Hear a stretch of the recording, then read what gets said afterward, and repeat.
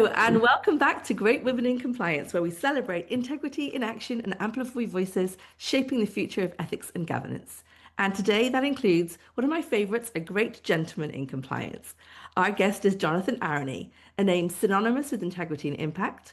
Jonathan is a partner at Sheppard Mullin and he co-leads their organizational integrity group. He is a nationally recognized government investigations expert, and he served as the federal monitor for the New Orleans Police Department, bringing reform, transparency, and trust to one of the most challenging environments in law enforcement oversight. But what really stands out is how Jonathan blends legal rigor with strategic empathy. He helps companies look ahead, not just to avoid failure, but to design programs that actually work. One of his most fascinating tools is the compliance pre-mortem, where Jonathan and his team ask the question, what if you could predict where your compliance program might fail and fix it before it does?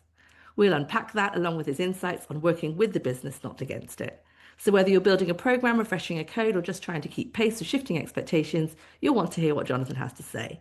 Jonathan, welcome to GWIC. I'm so thrilled to have you as our gentleman in compliance. Thank you for having me. And this is my first time being on Great Women in Compliance. And I'm never going to hear the end of it from my daughter because you probably remember that she gave me a stem cell transplant. So I actually have an X chromosome. So I think I'm perfectly suited for your show. You see that, and that's why I invited you, thanks to your daughter, of course. No, we're so happy to have you. We very rarely have a great gentleman in compliance, but some surface to the top is a must-have, and you were certainly on my list for 2025. That's very cool. I am honored.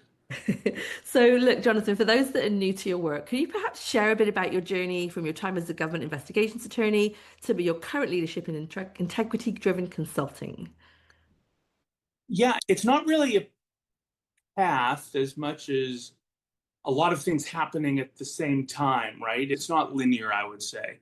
I mean, early on in my career, my path was it was a path. It was pretty straight, right? I went from, high school to undergrad, from undergrad to law school to a clerkship, and clerkship to a big law firm.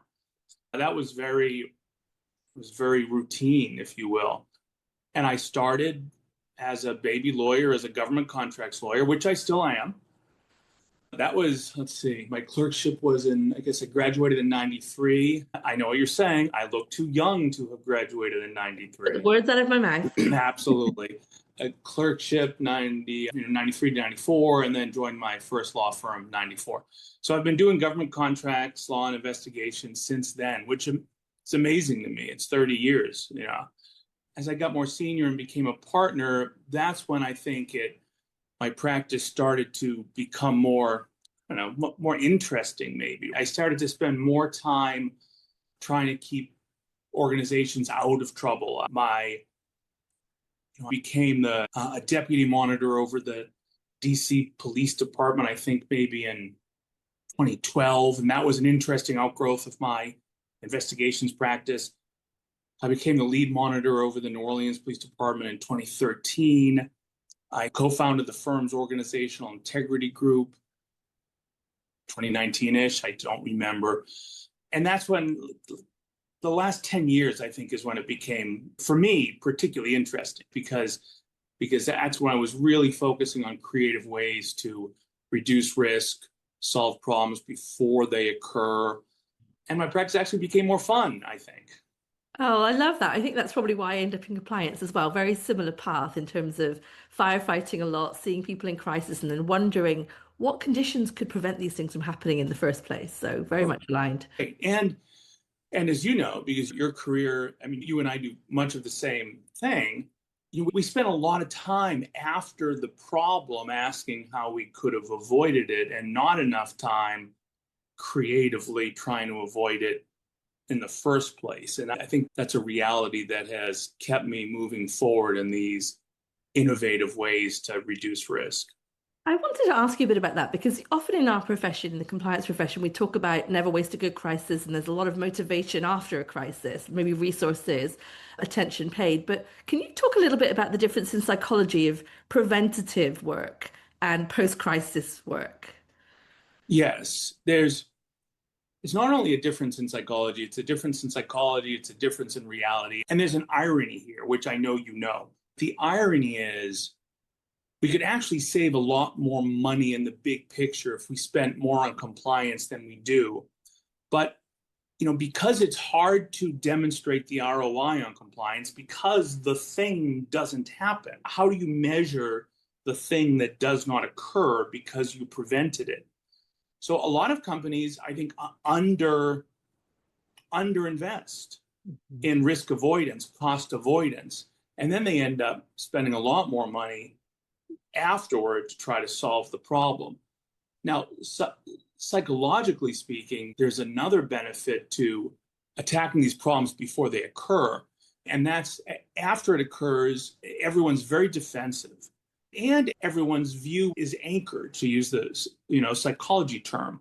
They have hindsight bias, they have outcome bias. There's all these psychological phenomena that are at play where if you're focusing on this stuff before it happens, those are much less apt to hijack the way you think about problems. Now, look, I'm not a psychologist, although I grant you I'm an armchair psychologist. The key element to being a good lawyer is to understand how people think, right? How they think, how they act, how they make decisions, how they make judgments based on imperfect information. I'm sure non-lawyers think that being a good lawyer is about case law, but being a good lawyer is about people and how they make decisions. And all that comes into play and goes to the heart of your question, why it's so much easier if you could get people to invest, so much easier to prevent problems than remedy them.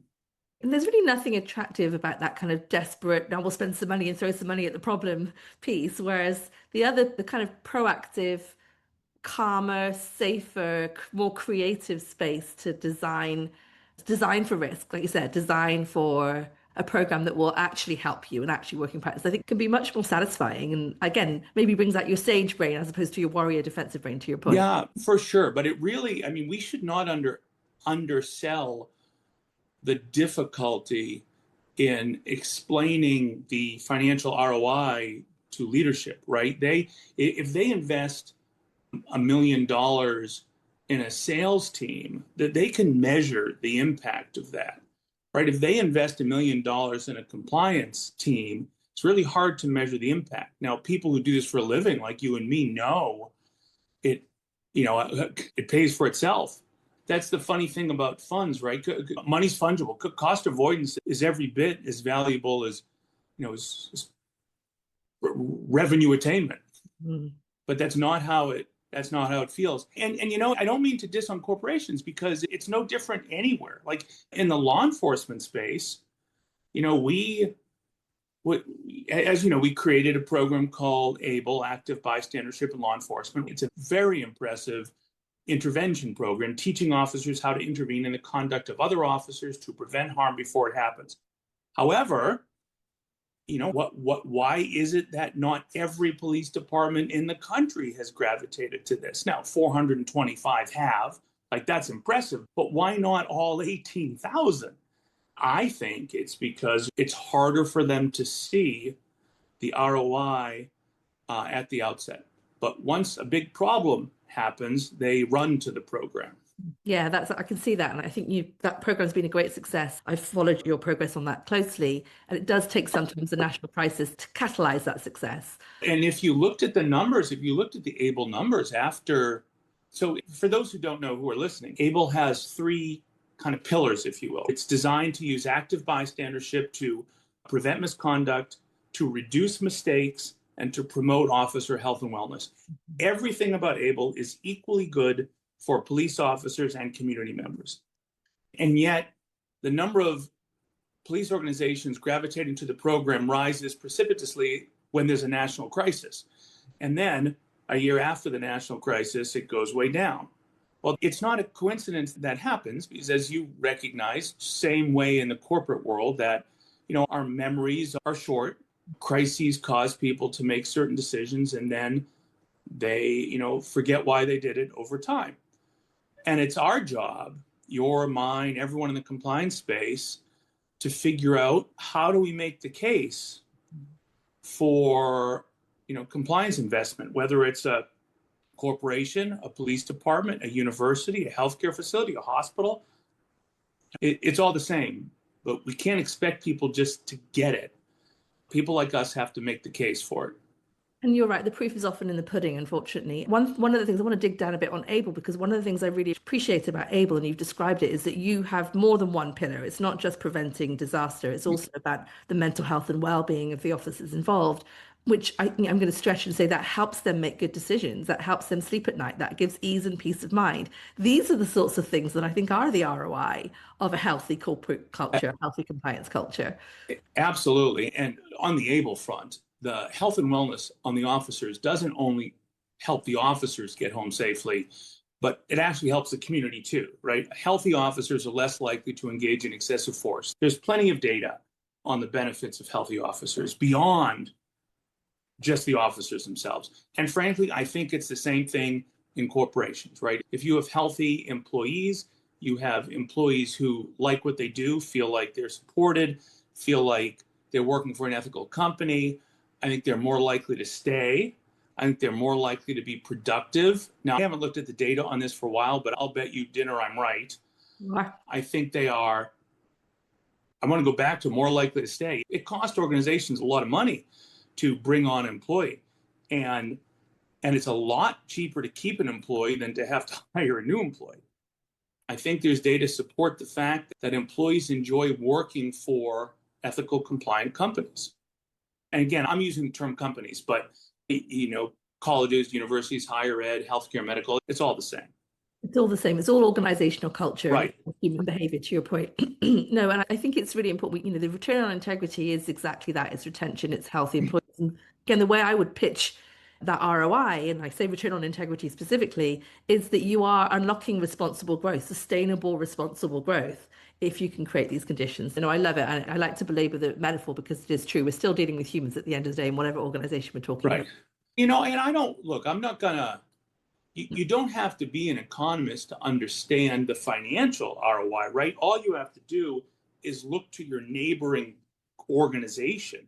Like, you can look to multiple other organizations that paid, the one I'm thinking of, $99.5 million in a False Claims Act case for violating a GSA schedule contract, or another company, $122 million for violating a GSA schedule contract.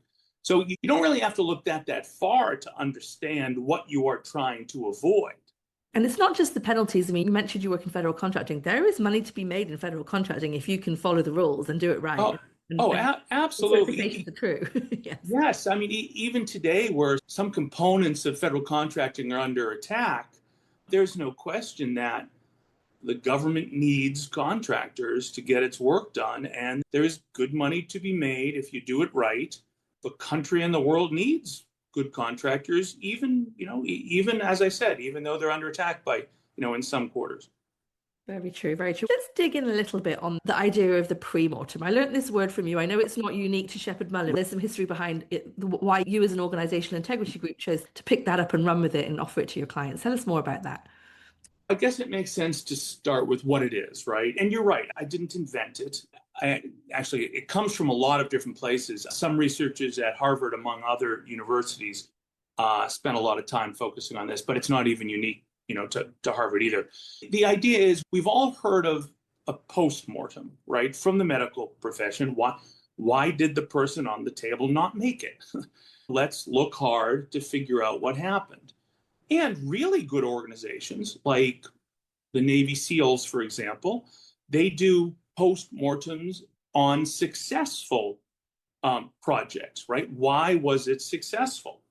So looking at things after they happened is useful and is important. I would say it's critical. And, on my team, at my law firm, we ask those hard questions, right? Why did we lose this case? Why did we win this case?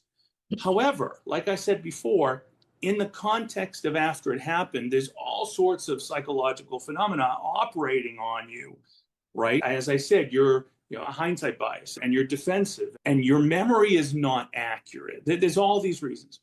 So there has been a lot of good research that what if we could do a post-mortem before the event happened? In a sense, a little bit like the cyber people do tabletop games, or the military does a tabletop game. So what we do in our space is, and we call it a legal pre-mortem. Again, I didn't invent the pre-mortem term, but it makes sense. What we do is we posit a federal contracting type disaster. Maybe it's a False Claims Act lawsuit. Maybe it's a congressional inquiry, suspension debarment letter, notice to show cause. Well, and often it's a whole bunch of things. And then we say, okay, this happened. Let's figure out why it happened. Now, the good news is it didn't happen yet, so no one's defensive. No one's afraid to write something down for fear of creating legal risk because it hasn't happened, right? That's really important. We do these under the attorney-client privilege, which protects the robustness and openness of the discussion. And so we posit the quote disaster, and then we get leadership together. This is meant for high-ranking people, maybe not the CEO, but ones I've done in the past. We had, the CFO and the COO there and the head of sales, and sometimes they're direct reports. And we all get together in the room, and it's facilitated by someone like me. It's, okay, how did this happen? And it's amazing what you learn. Now, to make this really work, when we do it, we actually create artifacts, right? I will give the attendees maybe a package of 5 items to read in advance of the session. The show cause notice, the congressional inquiry, the False Claims Act lawsuit, and then always an email from the CEO saying, what the F happened here? How could you let this happen, Mr. or Ms. GC? Report back to me in a week. And so now we have the artifacts. They have the rules of the road. I like to think I'm a pretty good facilitator, but I'm not the only one. There's plenty of good facilitators. And now we get together in our space and we argue about it. And then we create a blueprint, which not only is the risk areas, but it's the things that we do well as well.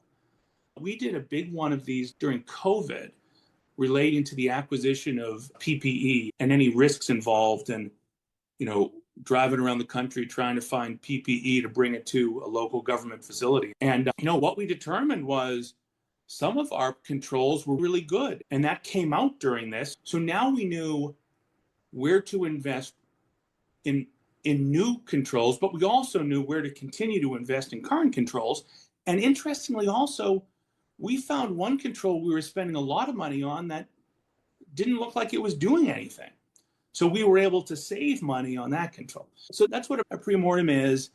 You can't just throw it together or it fails. But if you do it right and you get the right people in the room, they can be very powerful.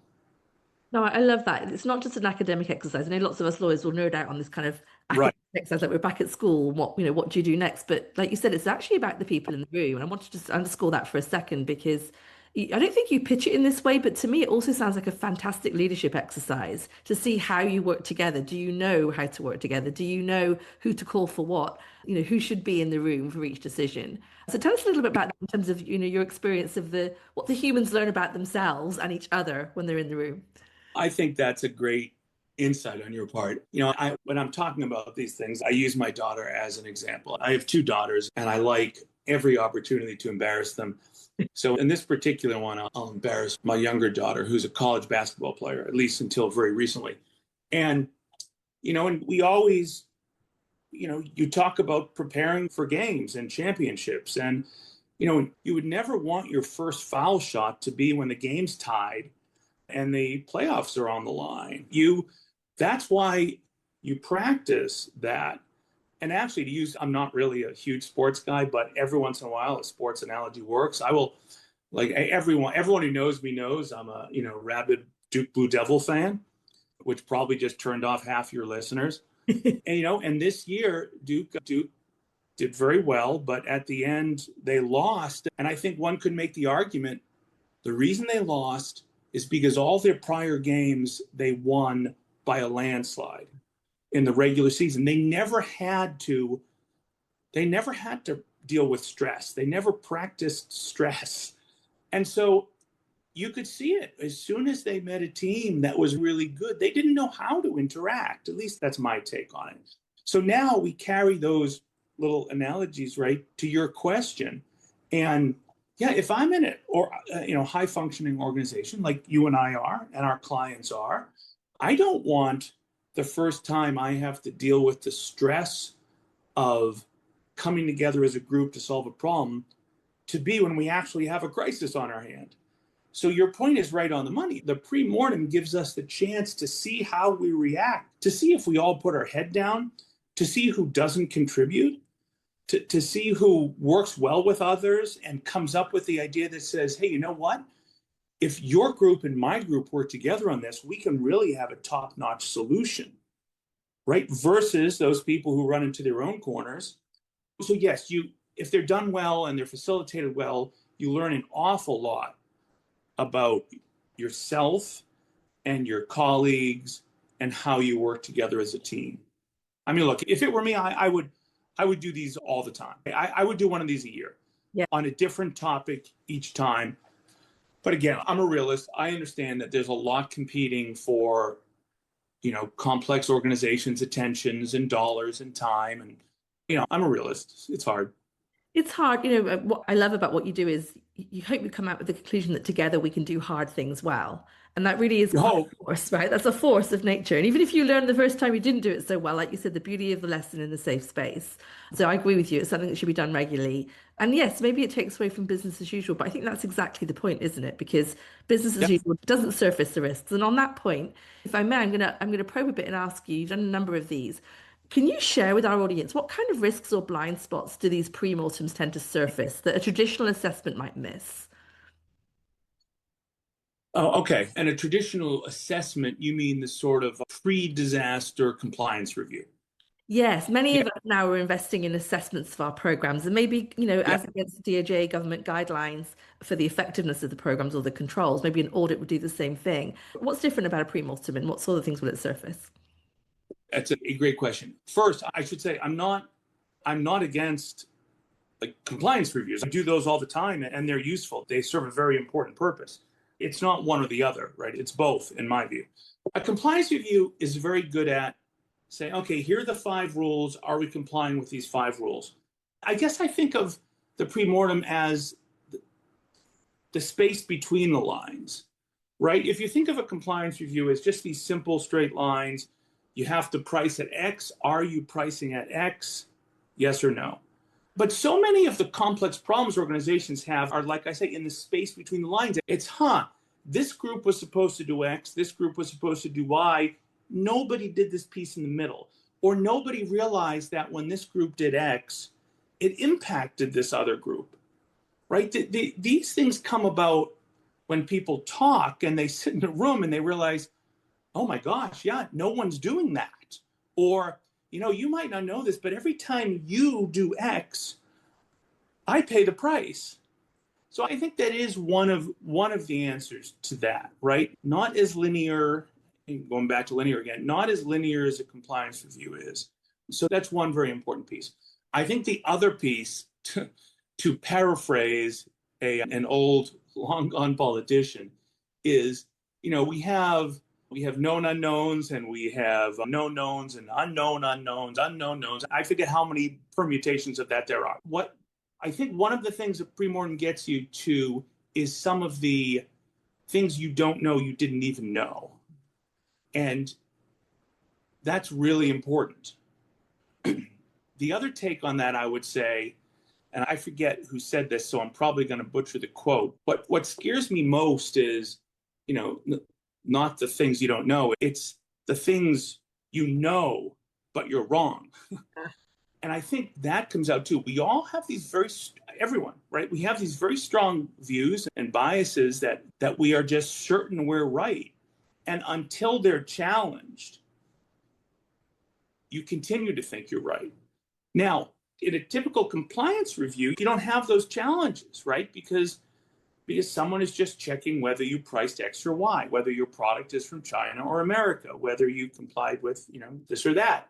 Whereas these things you think get challenged when there are people in a room and they're given permission to challenge them.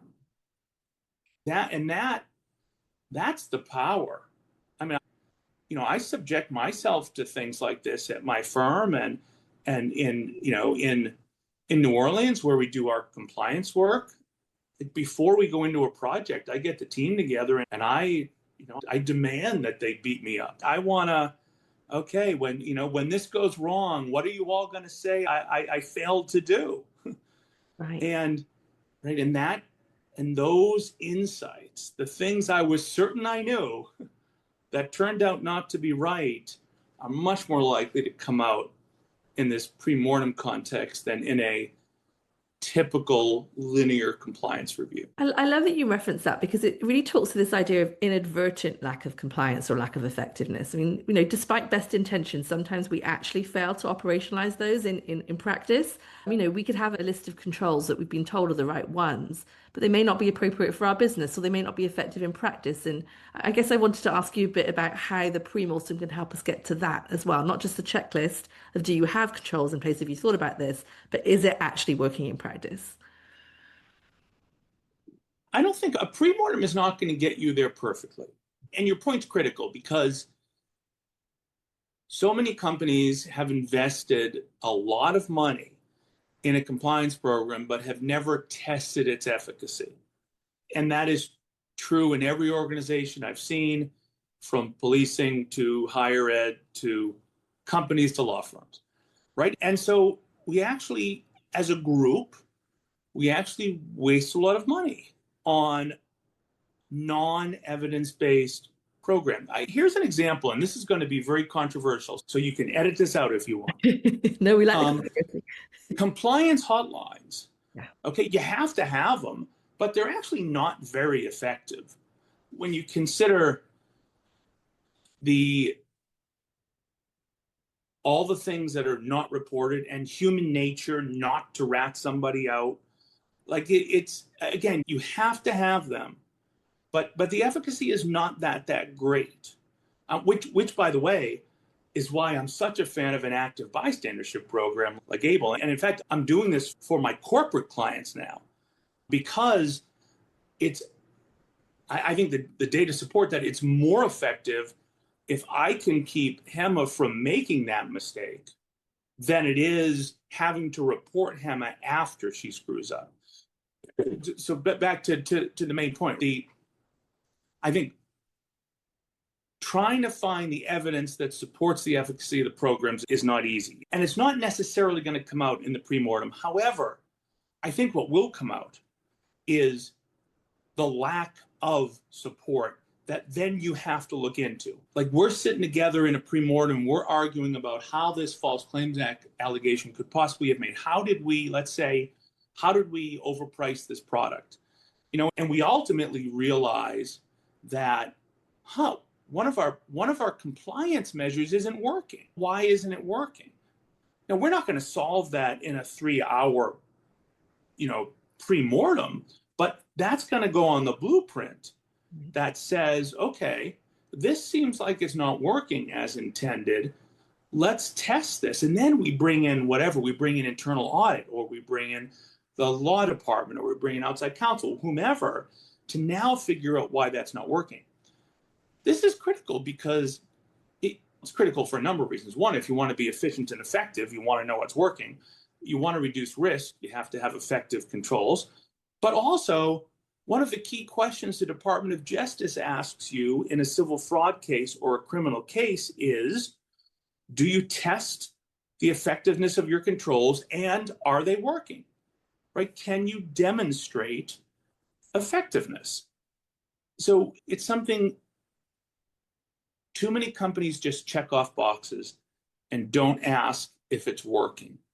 And that's very dangerous and it's not very cost effective. I have a big client right now. They were taken by my active bystandership programs, and we are implementing company-wide. And this is like a, 10, I don't know, somewhere in the $7 to $15 billion company range. And everyone is going to have active bystandership training. Like that's a very impressive investment that I know will pay for itself. But an investment like that couldn't be made unless somebody actually, like you said, looked closely at what was effective and what was not. And they found that the thing they were doing, best intentions with the speak up campaign, the hotline was just not getting where they wanted to be. So I love the space for innovation, the space for creativity once you start to look at yourself in this critical way, quite frankly. Well, Criticism is notable change, I'd say. So yeah, and I'll tell you a story about. Actually, this isn't the company that made the decision to do this, but it's a similar story to how this happens. I was doing an investigation. We ultimately had to fire a lot of people. I sadly leave a wake of carnage in my path when I do a lot of these, as do you, I'm sure. Some people just shouldn't be employees of our companies. And so this particular one, we had to fire a lot of people. We had to spend a lot of money, and we had to pay the government a lot of money. And I'm sitting in a restaurant in New York with the general counsel, and his head is in his hands. And he's like, how is it possible that we spend millions of dollars in our compliance program? 10 people knew this was happening, and not one of them, and this is interesting, he didn't say not one of them called the hotline. Like, we all know why people don't call the hotline. What he said, not one of them tapped the person on the shoulder and said, don't do it this way. And, when I looked at him and I said, active bystandership, like, you're expecting people to do things that is hard to do. If active bystandership were easy, everyone would do it. Heck, if it were easy, the clergy would do it. And we know they didn't. So stop thinking that it's easy to convince people to tap out a colleague. Instead, do what we do in our active bystandership programs, teach them the strategies and tactics that work, create a culture where it's expected, rewarded, protected. You will see calls to your hotline go down.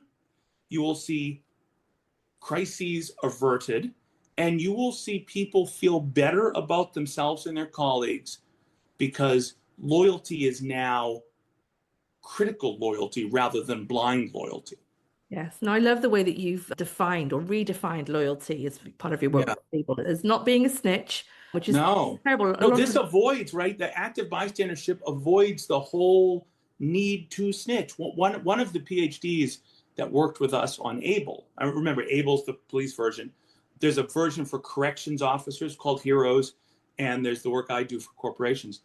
But one of our PhDs, he said, the way he thinks about it is active bystandership prevents people being stuck between two, he puts a curse word there, but we'll say two bad alternatives. And alternative one is having to snitch on someone, which sucks. Nobody likes that. Alternative two is not snitching and then living your life like you've hidden something. You've not lived with integrity, which is equally horrible. And so his view, and my view too, is that a meaningful, thoughtful, holistic active bystandership program keeps you from falling between these two blanky alternatives. Yes, and blanky alternatives they are. I mean, look, I know that the genesis of the program is also with Dr. Irvin Staub, and he absolutely. Irvin's the grandfather of active bystandership. And I'm honored to call him a close friend. And I know him because I read his book, The Roots of Evil, when I was studying for my PhD. And, what you've just said, of course, is exactly that, isn't it? It's the people that had to choose between inaction or action. And it was very difficult. Both were very difficult. Again, what do we say? Together we can do hard things. I love that's what you're doing. Like you said, in whatever organization, but it really does apply in war as much as it does in schools and churches. And applies everywhere. It applies everywhere. It's very moving to me, and it really has, as you know, personally inspired me to think about how I do my work in corporations. One of the things I'm experimenting right now with is this idea of being decision useful to each other. And the tap on the shoulder. Wait, tell me more about decision useful. I don't know the term. If you think about what you've been doing, is you've been actually, the tap on the shoulder is enabling the person being tapped to make a better decision. It's useful information. So rather than thinking of it as snitching, rather than thinking of it as, a burden or yourself being in fear, we're thinking about providing decision useful information so people can make fully informed choices in the moment. And yes, the tap is the most esoteric of that, but really there's so many things we aren't doing when it comes to speaking up, speaking to each other, that could be helping our organizations. I mean, you spend your time looking for blind spots, helping companies see blind spots. But the chances are someone has seen them already. They just weren't able to speak up at the time. Yes, they were either not able to speak up, or they didn't think they could speak up, or their managers didn't give them the vehicle to speak up. And by the way, your reference to blind spots, that's everyone should read that book, but by the way, Yes, like blind spots good is a one. great book in this world. It's yet another cognitive illusion that keeps us from doing what we should be doing. But you're right. I think of these things is when we focus on active bystandership, or when we talk about the things in these pre-mortems, it's all designed to find actionable. That's kind of my term, which is, I think, the equivalent to the term you're using, actionable solutions. It does no good to have a bunch of very smart people come up with some ideas that look good on paper and then fail. And actually, that is explained decades in policing, actually, right? All these great ideas from really smart people sitting outside the world of policing that fail the moment they hit the ground. And similarly, we've seen that in corporations and higher ed. Everything we do on my team, on my Sheppard compliance team, my Sheppard legal team, has to be actionable, right? It has to be practical. It has to work in practice, or what's the point? Yeah, I call it hashtag so what otherwise. I If it's love that. documentation, it's just noise. But if it's decision useful, you can make a decision, you can action your decision. And again, just to underscore that there's an agency part there too, because what we're not saying is by force stop someone from doing what they're about to do. That can be appropriate in certain circumstances, but most of Sure. the time it's a tap on the shoulder to give the person back a reminder and agency to remember who they are, remember what they're doing, remember they have in their power to make a different choice. And that's what I love about that, is that it's really crowdsourcing risk intelligence. It's crowdsourcing the community to help each other to make better decisions. I mean, what could be better than that? Yeah, for sure. Amazing. Now, one last thing I want to do. I know I could speak to you for hours, Jonathan, but we talked a bit about government expectations. One of the things that the government also expects in compliance officers is continuous improvement. And you've mentioned that the pre-mortem very much helps with this. Can you talk to us a little bit about the blueprint you mentioned and what a company would do after they receive such a blueprint to continuously improve? Yeah, and so every blueprint I've ever put together, the last item on it is develop a cadence for continual improvement. Yeah. And so it doesn't surprise me you and I think alike on all of these things. We've known each other for a long time. Too many companies, just like too many police departments and too many universities, they think that a compliance effort is one and done. And that's not a good use of your money. And now, a lot of companies do part of this, right? Internal audit, for example, is a continuous improvement element of a compliance program, for sure. Law departments, can conduct. They're more reactive, I think, in a lot of companies than proactive, but certainly a piece of what they're doing is continuous improvement. I think that we should probably tie this to your blog at some point. I wrote an article about, how to create a holistic compliance program and all these different pieces. And to guarantee the continuous improvement, we need to stop thinking about compliance as the sole baby of the compliance department. For a holistic compliance program that continues to grow and evolve and get better, everybody plays a role. And everyone needs to know what the role is, and everyone needs to be measured on the role, right? The law department plays a role. The compliance, the CECO plays a role. CFO, the finance department, plays a role. Internal audit, sales plays a critical role, right? If your sales leadership are not incorporating compliance messages into their briefings and all they're talking about is making their numbers by the end of the quarter, they are sending a very contrary message to what the rest of us are trying to do. Right? So if we get everybody understanding the piece they play, we're much more likely to have a continuous improvement cycle. And that's what that's what technologists do. That's what engineers do. Like, everyone else does this routinely. So it's hard. I don't quite know why it's so hard for those in our world to do it, other than cost, but it's critical.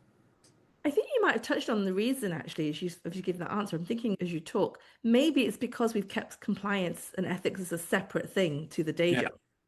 Because as you said, the human instincts are there to do hard things together. Innovation relies on crowdsourcing intelligence, speaking to each other, tapping each other on the shoulder, asking what if and so what. But if we consider compliance to be separate from that, then we, as you said, who are the creators of the culture? Who are the consumers?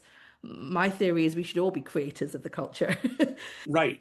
And Here's a simple way to figure out if people are on board. Look at the financial incentives established by the organization. If the financial incentives don't incorporate any element of doing it right, then you know that sales isn't fully bought in. When something goes wrong, do the high performers get in, the high revenue generators, do they get in as much trouble as everybody else? We all know it's not hard to figure out. Sometimes companies just don't want to do it. No, it's important. I think one of the things I was told when I worked at the SEC is follow the money. And it's very good advice for life. Absolutely. Right. That's one of the first questions I ask when I do investigations is, hey, while I'm figuring this out, I want to know how everyone gets paid. Yes. Show me what drives their income, their bonus, their, the commissions. I want, and not just the sales reps, but all the way up. And then once I see that picture, heck, half the time that gives me the answer I need right there. Right. That's right. Oh, Jonathan, we're going to run out of time. Okay. Have you back as a great gentleman monthly, I think. But listen, a couple of questions just to close this out. Firstly, how can our listeners find you if they're interested in the OIG, the Organisational Integrity Group, active bystandership, your counselling for compliance more generally? How can they find you? That's very nice of you to ask. So first you could go to the Sheppard Mullin website, sheppardmullin.com, or you could just write to me at Aronie, Jaronie, at sheppardmullin.com. That's my email address. As you can tell, I love talking about these things, right? I mean, I'm a government contracts, internal investigations, False Claims Act lawyer, and I lead the firm's organizational integrity group. So any of the topics we've been discussing, love to hear from folks.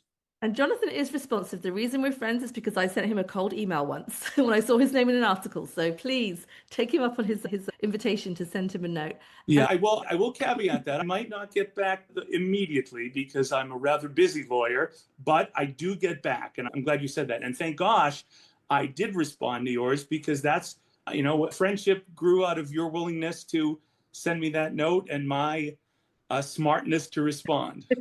I'm forever grateful for that. So the last question is really just, do you have any parting comments for our listeners on what they should maybe prioritizing and thinking about as they go forward?